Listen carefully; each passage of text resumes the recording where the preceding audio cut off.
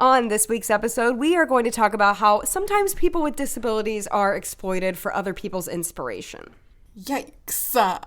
We talk about stories from our own lives, the impact of social media, and I don't know what it means to actually be inspiring. Can we do it? Yes. Can we do it? Stick around.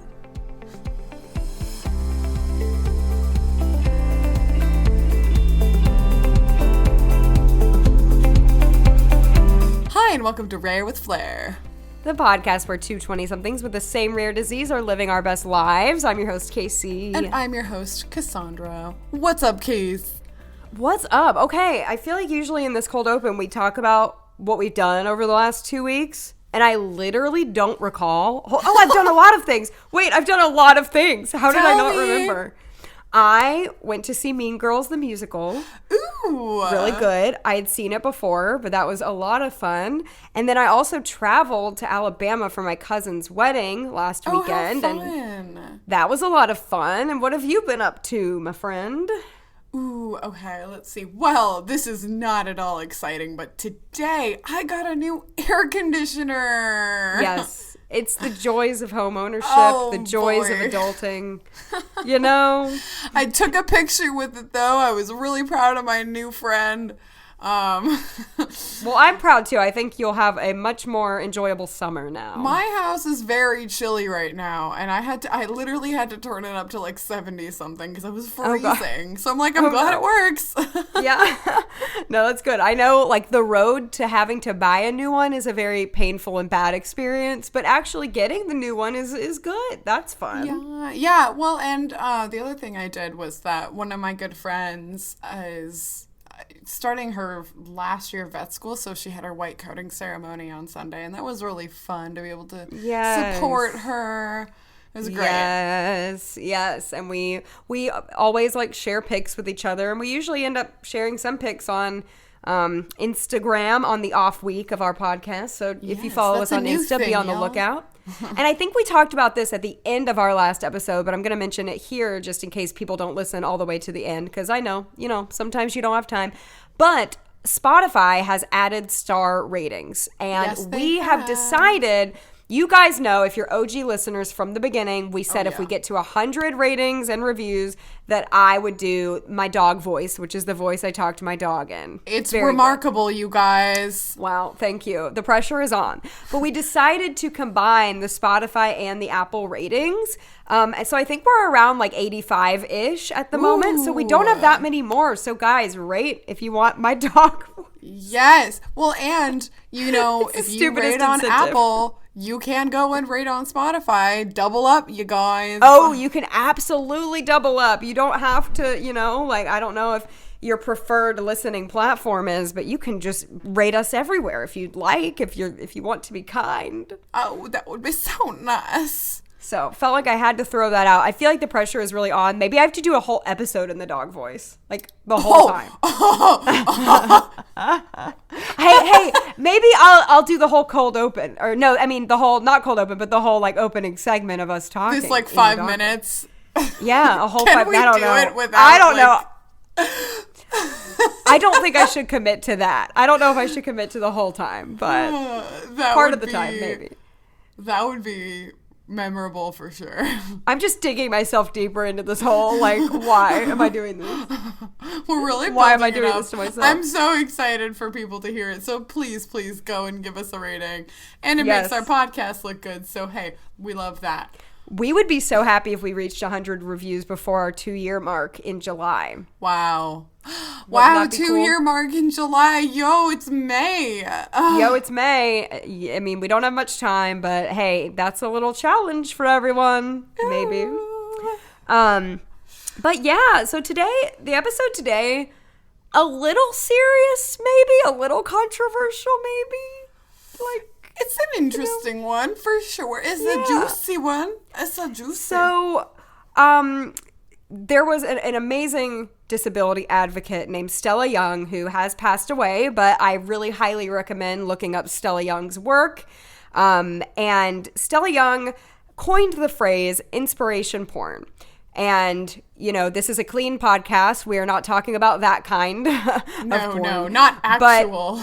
No, not actual, but this is a phrase that she coined that a lot of people use now to describe able-bodied people gaining inspiration from disabled people just kind of doing their normal everyday life tasks, like living their lives. And this can be seen in a lot of different ways. You see like Facebook videos now and viral things of people, you know, saying, hey, if this disabled person can do it, you have nothing to complain about. Yeah, you have no excuse. You have no excuse if this poor, pitiful disabled person can walk down the street, then you need to get out of bed, you know? Their lives must be horrible. That's basically the gist of what it is, and we're gonna definitely like dig into it in this episode. I know we like spent a little bit of time talking about it, I believe in episode 2, which first of all has been a long time ago, but also we were like, we could dedicate a whole episode. Yeah, we absolutely could, and that's what we're trying to do right now. So there's, in that episode, in the show notes, I may or may not do that again, I linked her kind of original and claim to fame TED Talk, where she does talk about this. And it is really, she's really funny. So you should totally watch it. But, you know, she jokes about how when, you know, she got this random award for, like, supposedly being, like, a good community, I don't know, influence, when in reality, like, she's like, I didn't do anything as a teenager. I just watched Buffy the Vampire Slayer. Yes, no, she's a delight, and she really like made waves in the disability community for finally bringing this up. But no, that's, I mean, I also just watched Buffy as a teenager and didn't do much. I can relate. I can relate, Stella. I can relate. I forgot she said that. But no, like, it's true. Oftentimes people with disabilities will get praised for pretty much doing like nothing. Yeah. I think we all have stories like from our own lives about that. Actually, sure. One time I was literally walking down the street in New York. I had my cane with me. I had this lady come up and kind of like in an abrasive way, like grab me. And she was like, you inspire me so much. You are amazing. You are amazing. And I was on the way to work. I was late to work and I was nice to her. I was like, okay, thank you. And she kept kind of following me and saying, no, you're amazing. You're amazing. And I was literally walking. I'm blind. I can walk. Like I was literally walking. Yeah. I wasn't doing anything amazing. I wasn't contributing to society. I literally had gotten out of bed and walked outside. I had left my house. So what about you? Any experiences like that? Oh, yeah. I mean, if people haven't heard our original episode, like, I don't know, what's problematic with this is just that it treats people with disabilities as just, like, number one, their lives must suck. So they clearly have, you know, should be depressed and have no motivation to do anything at all. And the moment that they do a quote-unquote normal activity, then like suddenly the world must stop and watch. Mm-hmm. And it just adds like, oh no, go ahead. Oh no. I was just going to say it like one-dimensionalizes people with disabilities. That's what I was going to say. It adds to this narrative that people with disabilities don't do anything. Mm-hmm. Like, oftentimes, if I'm online and I say that I'm blind online, they'll say, how are you using the internet if you're blind? And there's this narrative that, like, blind people don't use the internet. We don't leave the house. We don't do anything. Like, yeah. And, like, that may have been true in decades past, where a lot of people with disabilities were institutionalized because there were no services in place for them, and there was nothing... I don't know. There was no social understanding of the capacity of people with disabilities, which is widely ranging. Granted, there are a lot of disabilities out there and a lot of ways that they affect people, but it doesn't really matter.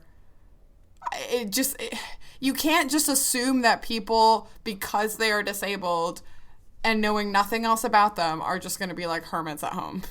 Yeah, absolutely. Like, have you had... any specific story you can, and I don't want to put you on the spot if you can't think of a specific story. You're so fine. Well, so in that episode that we've been mentioning, like, we both talked about how, like, we won Perseverance Awards. I just find it funny that we both won them. And like for different reasons. Yeah. And like, here's the thing, like, my parents were proud of me for winning that award, and it was a special moment, and I don't want to poo on that moment.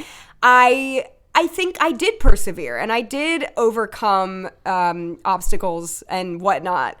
It's just kind of like on the nose to give a disabled person the Perseverance Award, and I feel like a lot of us have probably won it. Like, I feel like if you polled a lot of us, like, clearly you and I both have. Like, how did you feel? Did you feel happy when you won that? Like, how did you feel?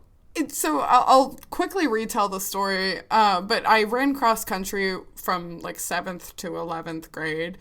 And when I was in 8th grade, I think, it was my second year running, and I won this award from a school district that I did not go to. Like, that's the thing that made it really funny. And it was because, like, I ran their course for another year. And, like, I was definitely disabled. I ran with a sighted guide at the time. And I also, like, I had to wear a hat because it was super bright out, and running with, like, flickering light within the trees was really blinding.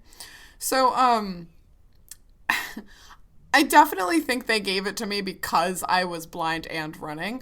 Honestly, though, I deserved it for a different reason. I was a really bad runner. So then the next year I did a lot better. So I definitely did persevere, but maybe not for the reason that they thought so. Yeah, no, that's fair. And I think, like, I mean, we don't want to negate the fact that as disabled people, we do have to push boundaries, and we do have to go over obstacles, and we do have to work harder, quite frankly. And so if somebody acknowledges that and they say, hey, I know it was harder for you to do that than some other people, good on you. That's not always a bad thing. We're not saying you can't say that. It's just, it has to be the proper context, and ultimately, I think we both appreciate it more when it comes from a friend who knows us, because when it comes from, like, the internet, and we're going to get into that with social media and everything in a minute, but I think people can say, hey, you inspire me, but maybe not for just getting out of bed. Like, and like, hey, I mean, getting out of bed is inspiring if,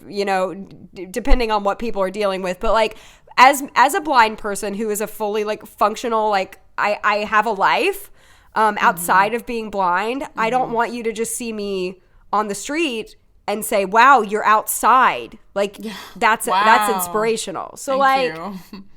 I think I don't want people to get it twisted and think that they can't give us a compliment or anything like that. And I think, like, well, what about other awards you've won? Have you ever felt oh, I feel like I might just be getting this award because they feel bad for me? Or... Absolutely. So, when I was graduating high school, I mentioned this before, but so having Hermansky-Pudlak syndrome, we both have a lot of health conditions, but I developed Crohn's disease / bowel disease when I was like 15. So then when I was 17, graduating from high school, I was actually really, really sick, and I had been sick for several months. To the point that when I was graduating high school, I was, like, in a wheelchair. I had lost, like, a lot of weight. Like, it was horrible, and it was a really terrible time in my life. But it was so funny. I was super out of it during high school graduation. I was on a lot of drugs. Yeah. And so I was sitting there, and suddenly I'm getting, like, pushed forward, and I end up receiving this award called Leading by Example. And, like, it was funny for a lot of different reasons. Number one, I never held a formal leadership position in my school. I was never on student council. I wasn't a team captain. I was in honors classes. Like, I was a good student. But that was kind of it. And then the other funny thing about this moment is that, like, this award, it was, like, engraved on a hunk of glass, and I was so weak at the time. So I'm kind of holding out my hands expecting, like, a certificate or something, and then they just plop this hunk of glass, and I almost dropped it on stage. It was... I remember being, like, wheeled back and being like, what happened. Oh, yeah. Yeah. That's What about you? What else has happened in your life? Yeah, no, actually, I just had a memory come into my brain that I have not thought about in 10 years. I won some kind of award my senior year as well. Oh, wow. And I can't remember what it was called. Hold on. My mom would know. I have to ask my mom. It was within the theater department. It was a ceremony at the end of the year. And anyway, I think I gotta remember that. It was I feel like it was kind of on the Perseverance train. I'm not kidding. Oh, dang it. I can't remember. But I do feel like, I've said this before and I'll say it again. I feel like there are possible times where we've gotten a leg up because of our disability, because people feel bad for us. But just as many times, if not more, we have had a leg down, if you will. Like, we have been held back. At a disadvantage because of our disability. I think at the end of the day, it all kind of evens out in the wash. But I don't know. There have been some awards I've gotten where people didn't know I was disabled, or like it had nothing to do with that. And I feel like those mean even more to me than that, you know? Well, it feels like you can compete on the same playing field as other able-bodied people. And that your efforts are like comparable, because it's there's this element of getting some kind of award, with your disability being a factor, that it's like, oh, do they think that this is actually good, like it would be good for other people without disabilities, or is this just good enough for having a disability? Oh my gosh, that's true, because I just feel like people in society see someone with a disability doing something and automatically think it's much better than the bar is lower, unfortunately. Yeah, the bar is lower. It's kind of, okay, this person did not have a disability, I don't believe, I'm not sure, but it's kind of like Susan Boyle. Do you remember this? That was like a cultural phenomenon. Oh my gosh. This woman who was like not conventionally attractive comes on stage and everyone expects her to have a terrible voice because she doesn't quote unquote look like a good singer, whatever that means. And she sings and she's like amazing, and it blew people away. And actually that's like such a bad look on society. It's so disgusting. For like not expecting her to be able to sing because she doesn't look conventionally the way you think. Like that's not a disability, but it relates to, like, I feel like it's a similar It's the same thing. attitude, I think. Yeah, it is. It is. And what does that have to do with it? Like, like Cassandra and I have done stuff in our lives, like singing and different things we do that have nothing to do with being able to see. You don't have to see to sing. Right. You don't have to see to do a lot of things. And so I do think, you throughout your life, you do end up getting accolades from people who might not know, or who just, or who are hard. Like, I've had people be hard on me the same way they're hard on everybody else, even though they know I can't see. And I appreciate that. I appreciated growing up. I would have directors and stuff who knew I couldn't see well, and they were really hard on me, just as hard on me as the other kids. Right. And I appreciate that, because I'm like, I don't want you to baby me. It is like that, it is that equality. I think there's also this other side of it that we had talked about in the other episode, that I think then people see, like, some of the only examples people see of people with disabilities are, like, this happens a lot in sports,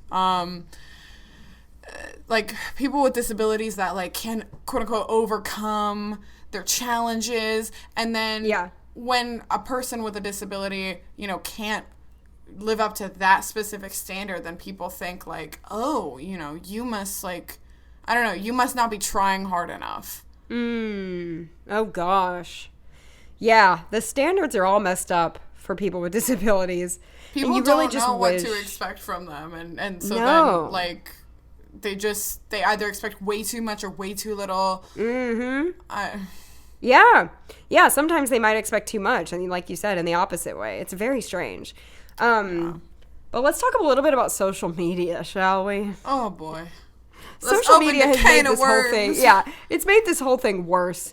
Like I said earlier, a friend giving you a compliment saying you're inspirational is one thing. A video going viral and thousands of people watching you for inspiration is maybe another. Yeah. I don't know about you. I get super annoyed with, like, I asked the girl with Down syndrome to prom. That is honestly I hate so it. low. to me. I hate everything about it because, first of all, the able-bodied person, it's an ego boost for them. They want to look good. Secondly, it's treating the disabled person like, I don't know, it's treating them like they're not even a person. Yeah. Why are you putting this on Facebook? If you want to ask them to prom, ask them to prom and don't look for any accolades for doing so. Yeah, congratulations. You got your Human of the Year award. Ew, Because, you treated someone like a person. Well, and you know what the video that I'm waiting for is someone asking someone with a disability to prom and them just flat out being like, nah, I'm good, you know? Yes, yeah, well, no. What bothers me almost more, though, is the comments on these. Being like, my oh, gosh, how sweet. yes. What a sweet young man for asking that disabled girl to prom. He's so kind. Or it really just puts that able-bodied person on a pedestal because, no one else was going to do it. And that brave soul did. Ew. No. You know what, though? I have to watch I have such a knee-jerk reaction to these videos. Yeah. I have to watch myself sometimes and make sure I'm not being too cynical because one time there was a kind of a cute video. It went viral. You probably saw it. There was a pretty cute video of teenagers, and it was a sighted boyfriend, a blind girlfriend, and he asked her to prom, and he did it in Braille. Which is sweet. I feel like my first reaction was oh, disability, but then I watched it and I was actually, this is a couple who truly loves each other. I don't know who decided to film it. It might not have even been the boyfriend's idea.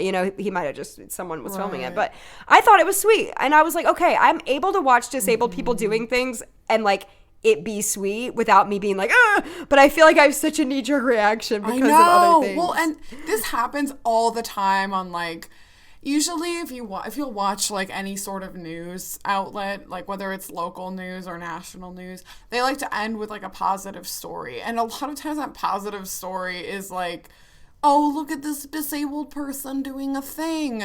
But recently I was at my parents' house and they had on local news. And it was this story of a local autistic boy. I think he was in high school. But and I was just oh great, they're gonna make it about his autism. He did everything. He was a wrestler, a writer. He played the trombone. He was in theater, and he then he was also a really strong and outspoken Christian. Not that that necessarily is the focus, but again I was that kid, that guy does way more than I ever did. Yeah. He deserves an award. This is what I think. I think if you're posting something or watching something, ask yourself, would this be warranted praise or would this be a warranted video if the person in question was not disabled? And I think with that kid, obviously he's doing incredible things. Yeah. So I think yes in that case. But if you're watching a video of a guy asking a girl with Down syndrome to prom, ask yourself, would you watch it if it was just two able-bodied people? Would it even be warranted?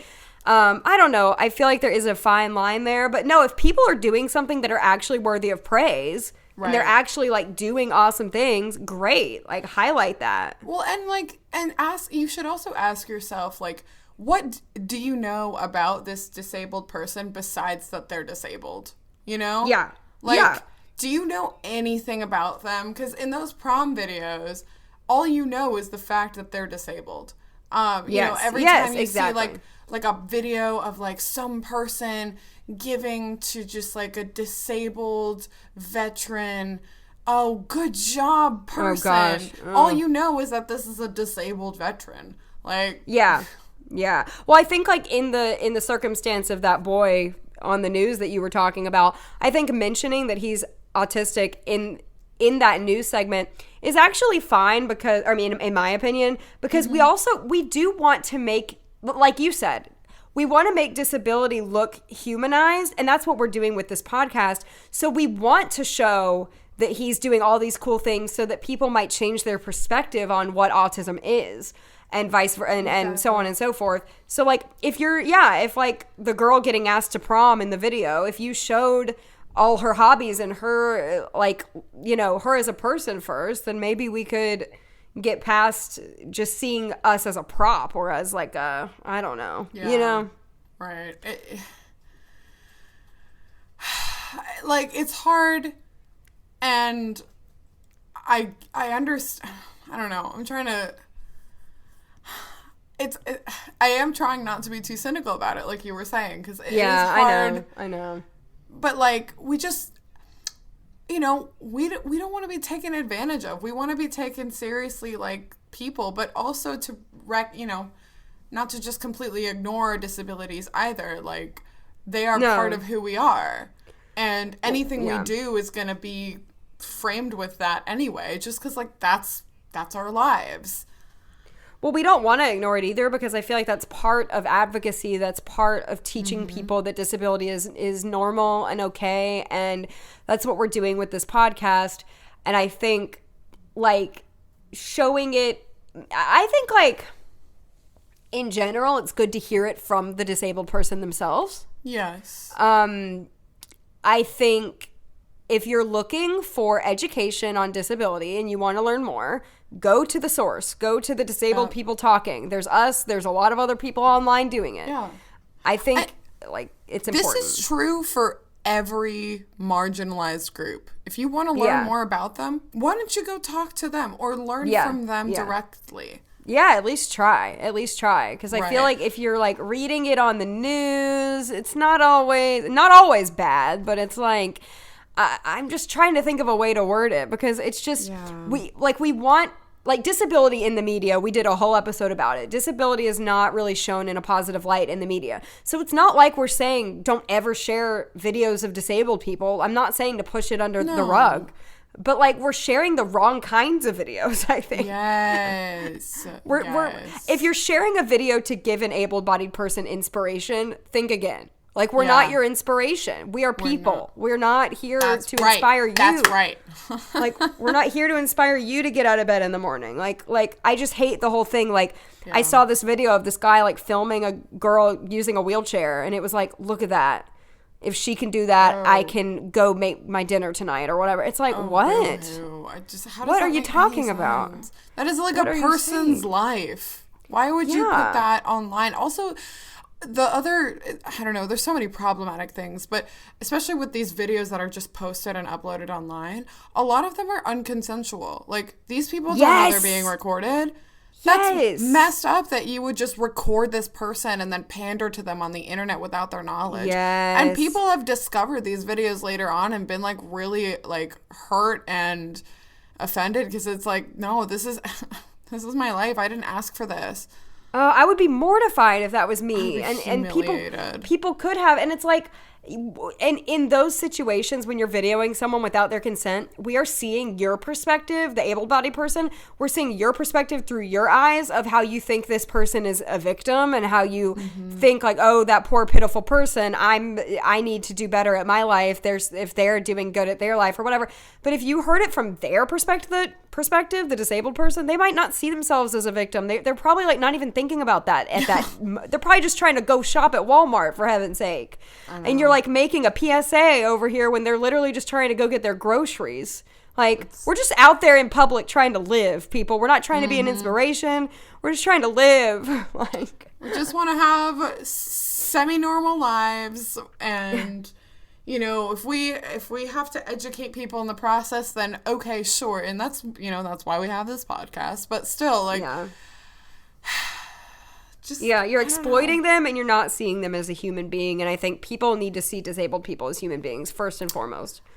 I wanted to ask you, speaking of social media, if you've ever been told, or if you've ever heard about someone with a disability sharing on social media that they were posting maybe quote unquote too much about it. Yeah, I have thoughts on this actually. Ever since I was 16, I've been advocating online through YouTube, through podcasts, through TikTok, through even Instagram with our podcast Instagram and things like that. And even my own personal Facebook and Instagram, I share things sometimes. And it's really funny because I feel like there's, like, two parts of me. There's, like, the everyday me, like, in real life, and then there's the social media me. I feel like the real life me that my friends and family know does not focus on my disability very much at all. I don't talk about it very much. I talk about it when it is necessary. I say, hey, I need to sit close to the TV or whatever. Or I make a blind joke here and there, and my friends make blind jokes, whatever. But then there's social media me, which is the more advocacy me. And I talk about it a lot more. And I feel like if someone is just seeing social media me, they probably think they think I'm obsessed with it and that being blind is like my personality trait, like my number one personality trait. I feel like a lot of people that probably like went to elementary school with me who like don't know me anymore, who follow me, probably think like, oh my gosh, Casey's obsessed with being blind. Like, shut up about it. And I feel like there is a fine line. You don't want to overpost, but I feel passionate about this because I want people to know that in real life, I'm not like that. I'm not attention seeking, and I'm not doing it for attention. I'm doing it because I'm so passionate about the mission. I'm like genuinely passionate about, I feel like it's given me a purpose in my life to talk about these things out loud to the world. But I feel like that makes you look attention seeky a little bit. Yeah. Like, what do you think? That's interesting. I feel like I've gone through periods where I have shared a lot more on my personal social media. I think I did it a lot like earlier on when I was in undergrad, especially for, I remember my sophomore year of college, I posted for like every day in 1 week for like IBD awareness week or something like that. Yeah. And like the posts I made were like, you know, they were like kind of vulnerable, just talking about like the reality of what it's actually like to be really sick. It's so strange though, because, well, first of all, I feel like those posts always get like several more likes than just my regular life. Interesting. Yeah. Which always rubbed me a little bit the wrong way, but it is what it is. And I think I've actually done it less and less as years have gone by. And not necessarily because I'm like ashamed of it or anything. I just feel like there were a lot of reasons why I posted more in the past where it was both something that I was still working through, especially as it related to like my like being chronically ill, even more than my vision. And you know, I wanted people to know and understand. And I think I didn't talk about it that much when I was in like high school when a lot of this stuff was going down. So then, like, it almost felt like an explanation to people that still followed me. Like, hey, this is what I was really going through. Oh, yeah. No, I feel that so much. Like even when I started using a white cane, I wouldn't even talk about it in my regular life. And then I would make like white cane awareness posts sometimes and things like that. And I feel like it is kind of a subtle way to educate the people in your life without having to be like, so, hey, what's up, Susan? How you been doing? Okay. Sorry, my dog's barking. It's better than being like, come here. It's better than being like, hey, what's up, Susan? How's it been going? So the white cane was founded in 19 Like, no, like, but they might want to know those things. I don't know. I feel like, but if you... For example, though, if you posted for White Cane Awareness Day, like every single year, the same friends are seeing it over and over and over. Exactly. So like, I kind of am with you. I posted a lot of albinism awareness and all that stuff for a long time. And I feel like the same people are just going to be seeing it. What's the point in continuing? I don't think there's anything wrong with like sharing your journey. I know people who do like eating disorder awareness, and I actually really enjoy. I follow a girl that does that who was kind of an acquaintance growing up. I actually really enjoy reading about it because I don't know much about it, and she really has opened my eyes to like what is appropriate to say to someone going through that, and like what's not appropriate. That's opened my eyes a lot, and so I think people probably did learn from our posts. And like, here's the thing: we're still doing it in a podcast format. Yes. So like, and that was the other reason I stopped doing it as much. Yeah, that's why we're pulling back. Yes, but I think like deep down in our soul, we have this desire to educate and advocate. Yes. Because so much of what we go through is unspoken, and we want to like share that. And I feel like we redirected it to the podcast, and when we did that, we didn't feel the need to like post about it a lot. But I don't think there's anything wrong with posting. Do you still post? Because I think the only times I post anymore are I post every June 3rd on my personal Instagram because that is when I got my ostomy back in 2015. So that's kind of like a special day just for me. It's not even like an awareness day or anything.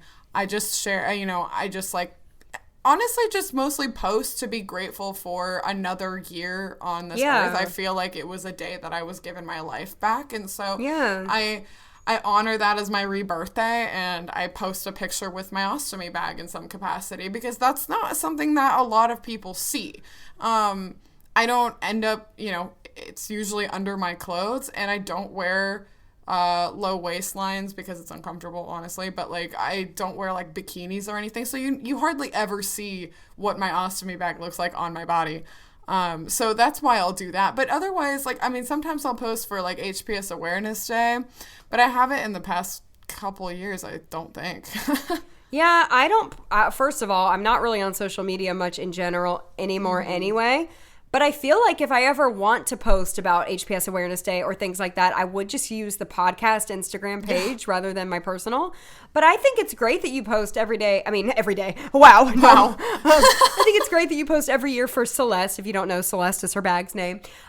For Celeste's birthday, like, I think it's advocacy. It's important to you. It's educational. It's also like part of your personal journey. Like, I don't think there's anything wrong. I don't think there's anything, like I said, as long as it's coming from the disabled people's voice or coming from them, I think it's a good thing. I think like more education is good. And I hope that when people see these things, that they're not seeing it as a cry for attention or as that kind of thing. We really just like care about educating and things like that. And I'm sorry if now you hear my dog's chew toy in the background because this dog is hyper tonight. I'm very sorry about it. But, like, also, we share these things because we're proud of the lives we have. Like, they may not have always been easy, but we're happy to be where we're at, and we want to share that with the world. That is true. Like, we've finally gotten to a point in our journey where we are comfortable in who we am, and we're not ashamed of it. Yeah. Like, I think... Rupert. Do you hear that? My gosh. Pod fam, my apologies. But I feel like that's like keeping him busy, so I'm also like, Nah, it's fine. I always wonder if people can hear Romana snoring in the corner. And we don't want to offend anyone by saying this, but sometimes, not all of you, because I know some of you might be listening, we love you, but sometimes moms on Instagram. Oh no. Go a little. She's leaving. She's walking out the door. She's done. We have like very mixed feelings about mom posts. This gets under our skin. We kind of rant to each other a little bit, periodically about this. Yeah, like I have thoughts. On the one hand, I think it's great that these moms want to be educated and educate people about like their child's disability. There's nothing wrong with that sentiment. I think, I guess it's a good thing. I just, the delivery is not, it's hard because like these moms are trying to talk about something they've never lived. Yeah. From their child's perspective, who probably doesn't have the vocabulary or experience to be able to really vocalize what it's like to be living with a disability. I mean, I frankly didn't feel like I had that until I was an adult. Yeah. Yeah. I think parents of disabled kids have their own journey, and it's a valid journey. It's not easy. It can be, there's a grieving process there possibly. You go through stuff. I think they should have the forum to speak on that. I think they should be able to speak about their journey going through their child's diagnosis and all of that. But like Cassandra said, there comes a point where it's kind of maybe exploiting your child. If you are the one talking about every aspect of your child's journey and making it about them when they're not able to share that story for themselves. And I think that's an issue. And I think, first of all, you're sharing very private information about their lives. It's not your life, it's their life, first of all.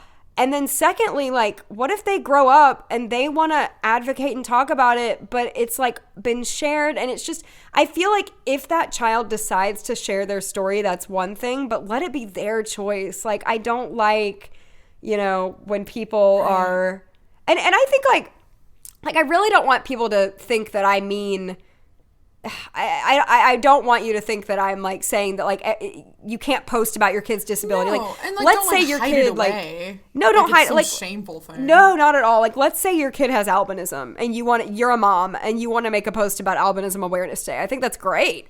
I think share the information, like share the statistics, like 1 in this many people have albinism, blah, blah, blah. I think that's great. It's just like sometimes I've seen it get a little personal, and I'll leave it at that. I've seen it get a little personal. I'm not a mom.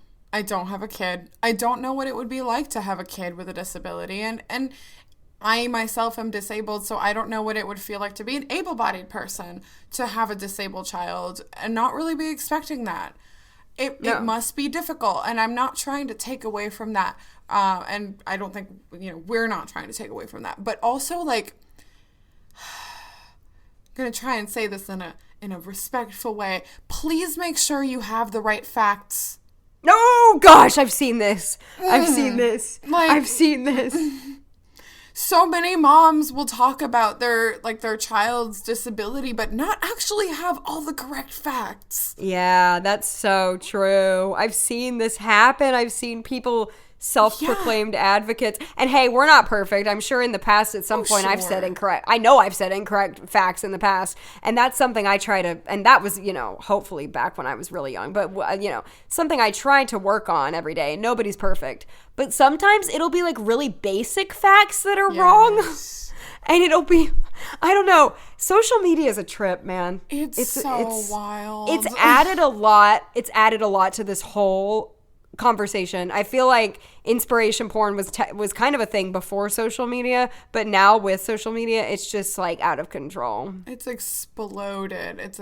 So like, again, in this situation, obviously we're not telling you how to live your lives, but maybe ask yourself, like, am I posting this about my perspective, or am I trying to project my child's experience on social media? Yeah, remember that if you're a parent, you're speaking for yourself. You're not speaking for your child, and they can speak for themselves, but only if they wish to share it. Cassandra and I are people who are comfortable with sharing it. A lot of people aren't. Mm-hmm. And a lot of people would grow up and maybe not want that information out there. Besides, like, children can't technically give consent anyway. I feel like this is not just a disabled conversation, though. This is a conversation with children being exploited on social media without being disabled, period. Children crying, children going through their menstrual cycle for the first time. No way. And all this stuff. Yes, this is real of YouTubers and bloggers and stuff sharing, like, oh, my daughter's first date, let's film it. Ugh. And that's a whole other really a whole other topic. Yeah, it's a whole other topic. And so I feel like it's not always just disability. So we're not trying to hate on how people do things here, but, you know. Yeah. Also, like, I feel like to wrap up, though, on maybe a more positive note, like, what does it really mean to you when your friends tell you that you inspire them? Because it means something different. Yeah, it does mean something different. I don't know. I think coming from a friend, they know what I'm capable of. Mm-hmm. So they know when I do something that is scary for me or that takes bravery for me, because they know me.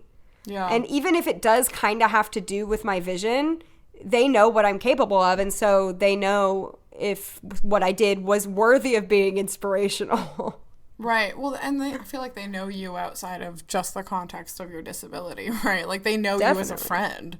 Yeah, definitely. Is that how you feel? Yeah, and I think it means more when, like, people recognize the extra effort that it really does take when you are disabled.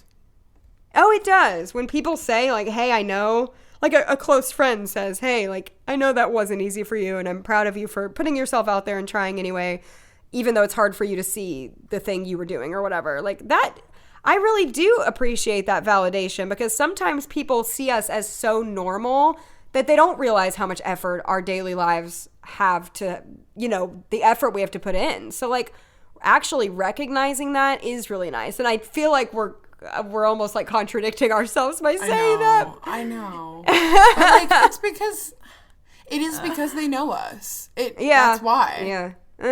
It's because they know us. I think they know more about us than the fact that we're blind and or ill in some capacity. Like they like to be with us because they're our friends.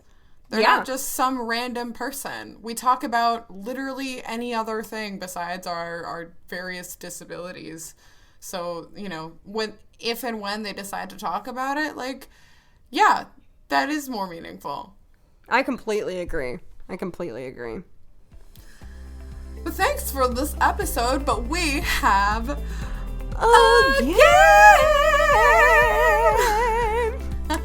So I think like back in the day, we did a fall this or that at some point because we love fall, but we like spring too. So we're gonna do a little spring this or that, spring edition. This or that, spring edition. Hey. Okay, my first one is farmer's market or picnic. Oh, I have one of these on one of my things. It'll be different though, so it's fine. It's fine. Well, okay. Ooh, that's tough. I love both activities. They're so much fun. I'm gonna say farmer's market because I've already been on a picnic this year and I want to go to the market. Oh, okay, that's fair. Okay, April or May? Ooh, what? 1,000% May. You don't even have to ask. I do not like April. Why? I'm not in April. It is so rainy all the time. April showers, April showers. Bring May flowers. You know what I hate? April showers. You know what I love? May flowers. So I am ready for May. And also April is like fall spring as well. Like it's been cold this whole April, y'all. And April, I could go on about the fact that I don't like April, but the months I love, I can go on and on about why I love the months I love too. So I'm not just a negative Nancy. Like I could go on and on for hours about the months I love. And May is one of them. I really love May. Okay, wait, hold on. I forgot to ask you what was your answer to your first one? Oh, my answer? I'd probably pick a picnic actually. Okay, yeah. What's yours? Are you going to say April? I am going to say April.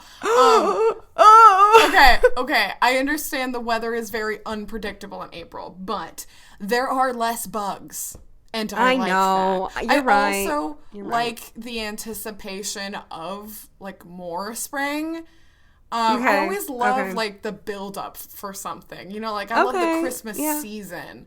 Yeah, no, I agree. Even Christmas. But so also like May has historically, like in the past, had been like a very traumatic month for me. Yeah. So that's honestly why I have a little bit of apprehension in May. But I am really excited for this May.